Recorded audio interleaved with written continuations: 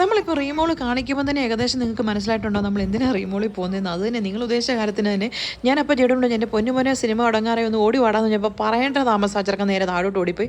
പിന്നെ ആ ചെറുക്കനെ ചവിട്ടി കൂട്ടി കുത്തിന് പിടിച്ച് പൊക്കിക്കൊണ്ട് വരുന്ന സീനാണ് ഈ കാണുന്നത്. അവിടെ നിന്ന് ഞാനും ചേട്ടനും കൂടെ നേരെ ഒരു കോഫി വാങ്ങിക്കാൻ പോയി. ബിക്കോസ് കോഫി വാങ്ങിച്ചില്ല എനിക്ക് എന്തോ പോലെ ഞാൻ ചേടും എൻ്റെ പൊന്നുമോനെ നമുക്ക് കോഫി വാങ്ങിച്ചില്ലേ അമ്മയെ പിടിച്ചാൽ കിട്ടിയില്ലാന്ന് പറഞ്ഞ് നേരെ കോഫി ഷോപ്പിൽ പോയി ഒരു കോഫിയൊക്കെ വാങ്ങിച്ചു.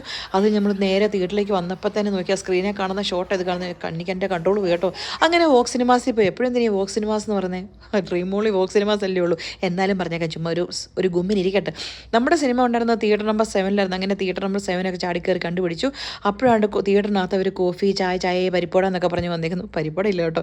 എന്നാലും എളുപ്പമല്ലേ, നമുക്ക് പുറത്ത് കോഫി വാങ്ങിക്കാനൊന്നും പോകേണ്ട ആവശ്യമില്ല. അവർ പോപ്കോണൊക്കെ അകത്ത് കൊണ്ടുതരും. നല്ല കാര്യം അല്ലേ. അപ്പോൾ നമ്മൾ ഏത് പടത്തിനാണ് പോകുന്നതെന്ന് പറഞ്ഞല്ലോ. നമ്മൾ പോയത് ഏത് പടം, ഇന്ന് റിലീസ് ചെയ്ത ഏത് പടമാണ്? നമ്മുടെ മമ്മൂക്കാൻ്റെ ടർബോ. എൻ്റെ പൊന്നെ ഒന്നും പറയാനില്ല, മമ്മൂക്കാൻ്റെ ടർബോ ജോസ് അടിപൊളി, കാണേണ്ട പടം തന്നെ കേട്ടോ.